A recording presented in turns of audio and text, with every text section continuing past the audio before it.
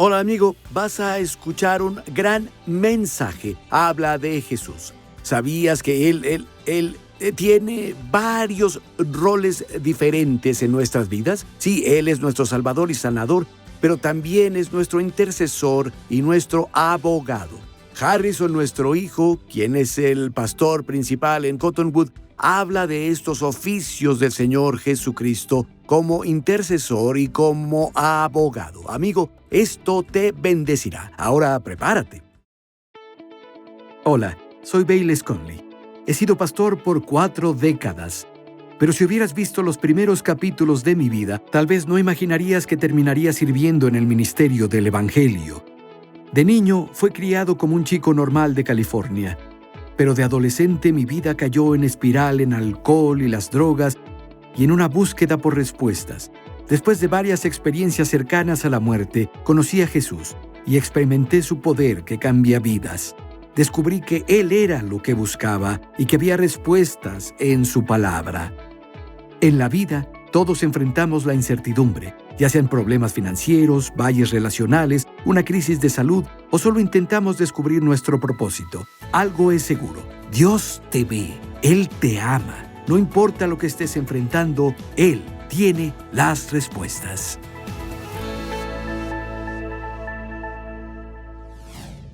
Por tanto, Jesús puede salvar hasta lo sumo a los que se acercan a Dios por medio de Él, ya que vive siempre para interceder por ellos.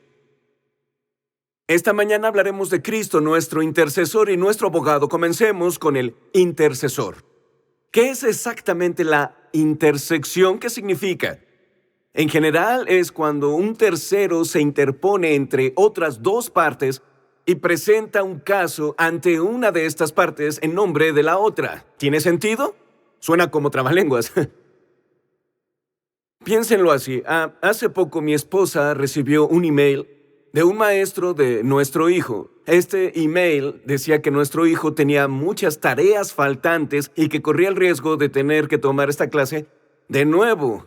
Ahora, nuestros 3 hijos están en un programa híbrido de educación y estudian en casa, pero van a la escuela y tienen tareas reales un día a la semana.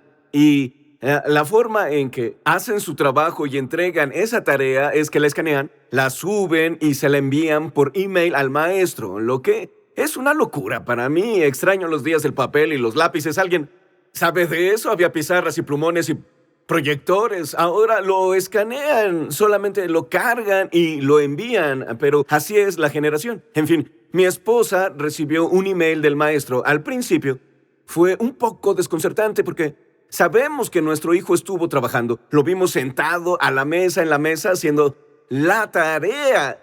Sabíamos que debía haber existido algún tipo de falla en el proceso de escanear, subir y enviar, y en nombre de nuestro hijo. Mi esposa se acercó al maestro para explicarle la situación y encontrar una solución. ¿Qué estaba haciendo? Estaba intercediendo en nombre de nuestro hijo. Ahora, en esa ilustración fresca en la mente, ¿qué significa que Cristo interceda y por quién está intercediendo? ¿Sí? En primer lugar, Él está intercediendo por nosotros ante Dios el Padre. Ahora, sé que es una observación muy obvia, pero no se necesita mucho para entenderlo. Pero si eres como yo, de inmediato, cuando piensas en Jesús intercediendo ante el Padre por nosotros, la pregunta es, ¿por qué está intercediendo? ¿Sí? Mi esposa intercedió en nombre de nuestro hijo por su tarea, pero ¿por qué está intercediendo Jesús? ¿Qué está orando y suplicando mientras está sentado a la diestra del Padre? ¡Qué gran pregunta! Sinceramente podríamos dar muchas respuestas, todas ellas derivadas de las oraciones que lo vemos orar aquí en la tierra en su ministerio terrenal. Pero esta mañana quiero resaltar 3 cosas específicas por las que Cristo intercede por nosotros ante el Padre. Cada una de estas 3 cosas es importante, pero quiero que le prestes especial atención a la última, porque veremos a Jesús pasar de ser solo nuestro intercesor a convertirse en nuestro abogado. Les diré más en un minuto, pero lo primero por lo que Jesús intercede por nosotros es esto. Jesús ora por nuestra fuerza y nuestro sustento. En el Evangelio de Lucas capítulo 22 vemos un ejemplo sorprendente. Muchos conocerán esta historia, pero Jesús está con sus discípulos. Es la noche en la que será traicionado, arrestado y luego al día siguiente crucificado. Acaba de terminar su comida con los discípulos en el aposento alto. Les deja saber todas las cosas que van a pasar, que él va a ser traicionado y arrestado, que ellos serán como ovejas dispersas sin pastor, pero en lugar de recoger todo lo que Jesús está diciendo, los discípulos hacen sus cosas normales y discuten entre ellos sobre quién será el más grande en el reino de Jesús. Pedro se prepara para decirle a Jesús: oye, no hay nada que pueda pasar, bajo ninguna circunstancia me apartaré de tu lado. Lo retomamos en el versículo 31. Jesús va a advertir a Pedro. Vean lo que dice. El Señor dijo: Simón, Simón, llamando a Pedro por su nombre de pila: Simón, Simón, he aquí Satanás me ha pedido zarandearte como a trigo, pero yo he rogado por ti. Si tienes un bolígrafo, resalta eso: pero yo he rogado por ti. Otra traducción dice esto: he suplicado en oración por ti, que tu fe no falle. Y cuando regreses a mí, fortalece a tus hermanos. Jesús está a punto de ser arrestado para ir a la cruz, y en el proceso de todo eso, Él sabe cómo va a afectar a sus discípulos, particularmente a Pedro. Si sigues leyendo el siguiente versículo, el 33, Jesús le dice a Pedro: oye, nunca me dejarás, adivina, 3 veces. En las siguientes horas vas a negar incluso conocerme. Jesús sabe de antemano la vergüenza enorme que Pedro va a sentir en esta negación. Él sabe que Satanás intentará usar esa vergüenza para descarrilar la fe de Pedro y convencerlo de que no es digno y se sienta descalificado del llamado que puso sobre su vida. Jesús sabe que todas estas cosas van a pasar. ¿Y qué hace? Ora por Pedro. Suplica en oración por Pedro para que sea fortalecido y que su fe no falle. Pedro va a enfrentar uno de los momentos más duros de su vida. Es una prueba que lo sacudirá hasta la médula y hará que su confianza y habilidades y su propia fuerza se deshaga de su alrededor. Pero Jesús estuvo orando por Pedro. Jesús estuvo intercediendo por él. Y noten que Jesús no oró para que Pedro evitara la prueba. Oró para que la fe de Pedro se fortaleciera a través de la prueba y que la soportara. Incluso en las pruebas más confusas y dolorosas, nuestro Salvador resucitado está orando por nosotros. Él ora e intercede frente al Padre para que nuestra fe se fortalezca, que nuestro carácter se vuelva más refinado y que en la tormenta aprendamos lo que es depender completamente de Él y de su gracia. Cuando te sientas abrumado, recuerda esto: no estás solo. El Hijo de Dios está intercediendo activamente por ti en el instante de tu lucha. Él está allí. La próxima vez que estés en medio de esa tormenta, no solo preguntes: ¿por qué? ¿Por qué me pasa esto a mí? ¿Por qué le pasan cosas malas a los buenos? No, haz esta pregunta: ¿por qué Jesús, el Hijo de Jesús, está intercediendo y orando por mí ahora? Porque Él está orando por ti y sus oraciones nunca fallan. Es lo primero que vemos. Jesús ora por nuestra fuerza y sustento. Número 2, lo segundo por lo que Él intercede: Él ora para que nuestra salvación sea segura.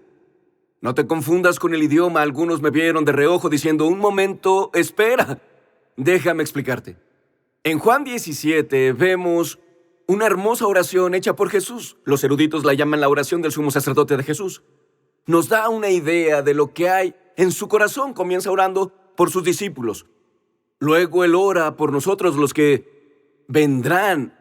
Esto es lo que dice en el versículo 24. Ora por los que vendrán. Dice: Padre, quiero que de donde yo esté, estén conmigo los que me has dado, para que vean mi gloria que me has dado, porque me has amado desde antes de la fundación del mundo. Jesús dijo: Padre, deseo. Su mayor oración y su mayor deseo es que estemos con Él donde Él está. ¿Dónde está? En el cielo. Que estemos con Él por toda la eternidad y que experimentemos en su plenitud la gloria de Dios. Él oró por nosotros. Lo oró mientras estuvo en la tierra. Él ora lo mismo por nosotros justo ahora, sentado en el cielo a la diestra del Padre. Cuando digo que Jesús está orando por nuestra salvación para que esté segura, no habla de que Jesús interceda para que no perdamos nuestra salvación. sino que su intercesión es para que se aplique lo que la expiación logró y compró para nosotros. Sus oraciones son un reflejo de la plenitud y la integridad de su obra y ministerio terrenales, es decir, lo que Él hizo por nosotros en el pasado, su muerte en la cruz y su resurrección, ya logró la salvación para nosotros y no hay nada que falte allí. Pero su intersección actual, lo que Él hace ahora por nosotros, es la aplicación momento a momento de esa obra expiatoria en nuestras vidas. Por eso el Nuevo Testamento vinculará las doctrinas de la justificación y la intercesión. Sé que esas son palabras grandes, pero voy a explicarlo. Vamos a las Escrituras en Romanos, capítulo 8, en el versículo 33. El apóstol Pablo comienza a darnos esta idea. En estas declaraciones, une estas dos verdades sobre la justificación y la intercesión. Necesitan ser vistas juntas. Comienza en el versículo 33. ¿Quién acusará a los escogidos de Dios? El que justifica es Dios. Existe ese término justificación. Es la doctrina que dice que fuimos justificados ante Dios por lo que Jesús hizo por nosotros a través de su muerte y de su resurrección. Él dice, el que justifica es Dios. ¿Quién es el que condenará? Cristo es el que murió, más aún es el que también resucitó, quien además está a la diestra de Dios y quien también intercede por nosotros. En este versículo, Pablo une estas dos doctrinas, justificación e intercesión. ¿Por qué hace eso? Porque van de la mano. Permítanme tratar de explicarlo mejor. La intercesión de Cristo es presionar constantemente el botón de actualización cuando se trata de nuestra justificación en la corte del cielo. Ahora, ¿por qué es importante combinar la justificación y la intercesión? En primer lugar, es importante porque refleja claramente cuán profundamente personal es nuestro rescate. Quiero que lo piensen un segundo. ¿Cuán profundamente personal es nuestro rescate? Si supiéramos acerca de la muerte y resurrección de Cristo, si supiéramos acerca de la justificación, pero no supiéramos nada acerca de la intercesión, estaríamos tentados a creer y ver nuestra salvación en términos mecánicos y casi formulados como A más B es igual a C. Si Él hace esto, es igual a aquello. Es en todos los ámbitos y no se necesita un toque personal.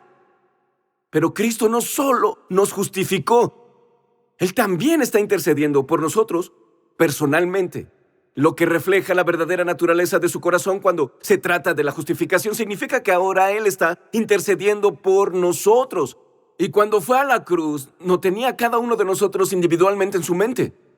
Pensaba en ti y pensaba en mí cuando fue a la cruz. Nuestra justificación es tan profundamente personal y ese mismo corazón que Él llevó consigo, tú en su corazón mientras pasaba por el momento de la cruz, es el mismo corazón que ahora se manifiesta en su constante súplica y prevaleciendo sobre su Padre para que siempre nos acoja.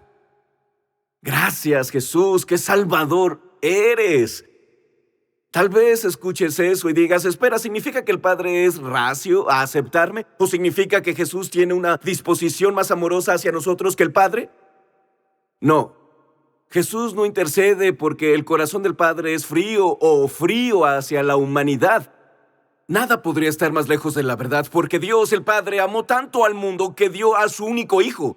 Amaba tanto al mundo, te amaba tanto, me amó tanto que dio a su Hijo unigénito para que todo aquel que cree en Él no se pierda, sino que tenga vida eterna. El corazón del Padre no es frío hacia la humanidad.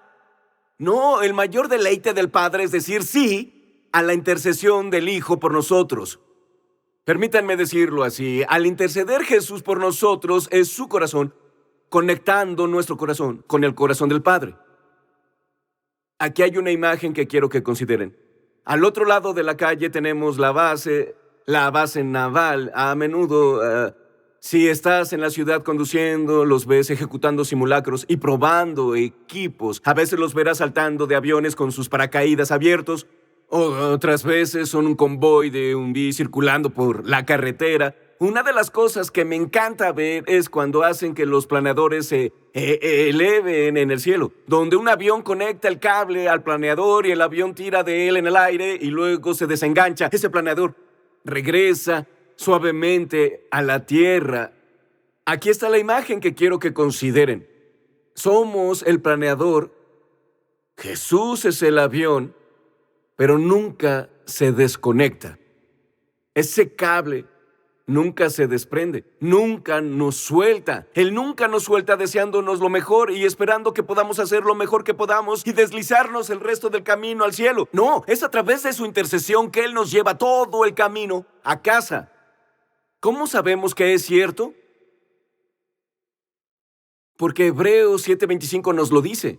Volviendo a nuestro versículo clave, el autor escribe: por esto también puede salvar por completo a los que se acercan a Dios por medio de Él. Esa frase por completo habla de la totalidad, del poder salvador de Cristo. Él nos salva para siempre, plena y eternamente sin falta. Esta no es una salvación temporal o condicional, es eterno e inquebrantable. Jesús no solo se preocupa de que comencemos el viaje de fe y nos deja resolverlo solos, no. Él está comprometido a llevarnos todo el camino a casa. Gracias a Dios por eso. Porque sinceramente, y tú y yo lo sabemos porque nos conocemos, en lo profundo del corazón, sabemos que somos hasta el fondo pecadores. Y por eso necesitamos un Salvador supremo.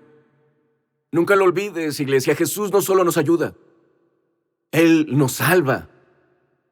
La verdad es que sabemos esto.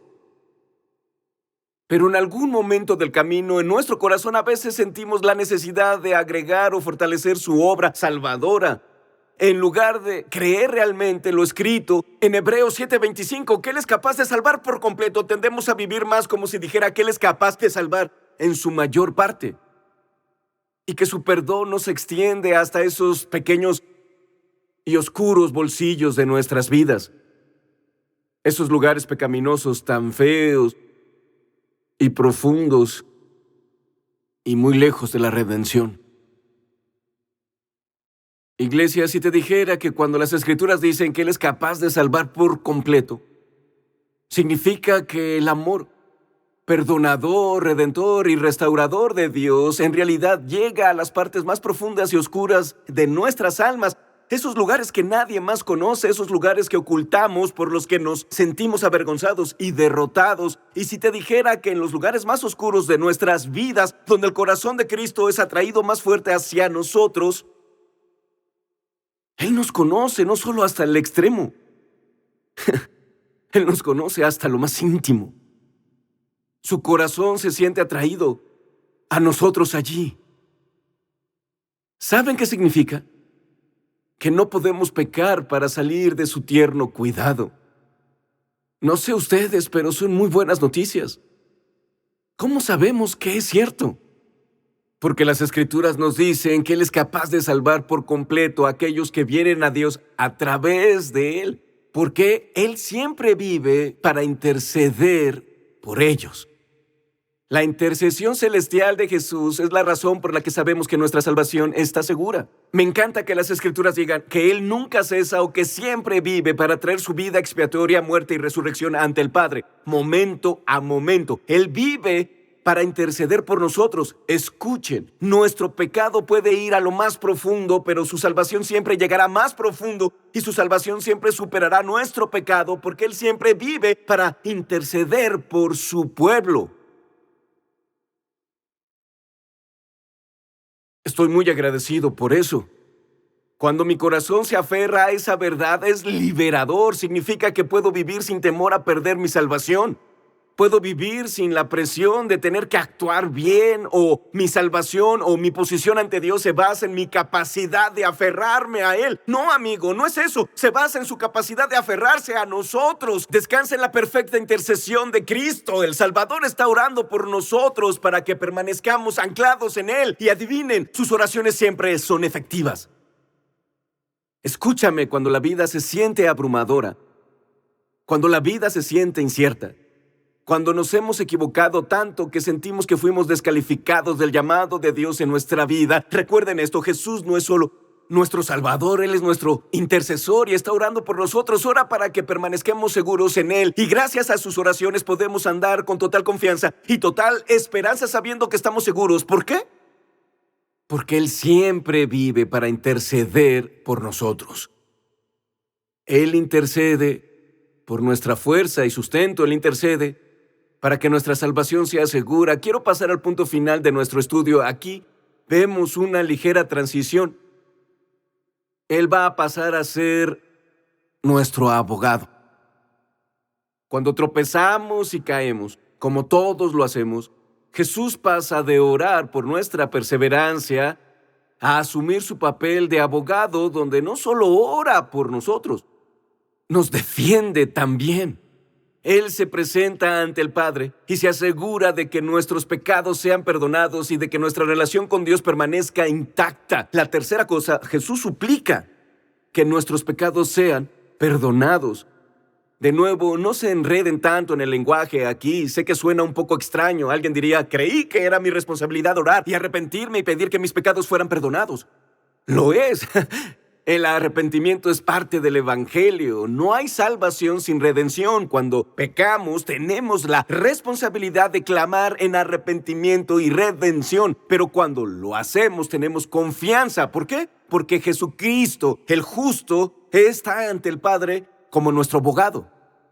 ¿Cómo es eso? Te llevo a las Escrituras. Te pedí buscar 1 de Juan 1 hace un rato. Finalmente llegamos allí. 1 de Juan capítulo 1. En este punto de su escritura, nuestro autor Juan es mayor de edad, es el abuelo Juan. Y no se anda con rodeos. Las cartas de Juan son tal vez mis 3 capítulos o libros favoritos para leer en la Biblia, porque Juan lo dice directo. Es como un abuelo. Si tienes un abuelo o una abuela en tu vida, han vivido mucho, ven lo que haces. No les gusta andar de puntitas por las ramas. Te dicen, oye, eres un idiota, detente. Juan hace eso aquí. En 1 de Juan 1, versículo 5, va directo al grano. Él dice, y este es el mensaje que hemos oído de Él, y les anunciamos, Dios es luz y en Él no hay ningunas tinieblas. Si decimos que tenemos comunión con Él y andamos en tinieblas, mentimos y no practicamos la verdad. Pero si andamos en la luz, como Él está en la luz, tenemos comunión con unos y otros, y la sangre de su Hijo Jesús nos limpia de todo pecado. Si decimos que no tenemos pecado, nos engañamos solos y la verdad no está en nosotros. ¿Ves eso? No se anda con rodeos. En el versículo 9, si confesamos nuestros pecados, Él es fiel y justo para perdonar nuestros pecados y limpiarnos de toda maldad. Pero si decimos que no hemos pecado, lo hacemos a Él mentiroso y su palabra no está en nosotros. Bajen al capítulo 2. Versículo 1, Juan continúa con esto y escribe, hijitos míos, estas cosas les escribo para que no pequen. Y si alguno peca, abogado tenemos delante del Padre, a Jesucristo, el justo. Él es la expiación por nuestros pecados, y no solamente por los nuestros, sino también por los pecados de todo el mundo. Me encanta esto. Juan dice que tenemos un abogado ante el Padre, Jesucristo, el justo. Pasamos de Jesús como el intercesor a Jesús como el abogado. Exploremos la diferencia allí un poco. Cuando Jesús intercede por nosotros, está orando por nosotros, como leemos en Hebreos 7:25. Él vive para interceder por aquellos que le pertenecen. La intercesión se trata de sostenernos en nuestra fe, es fortalecernos en la prueba y asegurarnos de que perduremos hasta el final. La defensa es algo diferente. La defensa entra en juego cuando pecamos.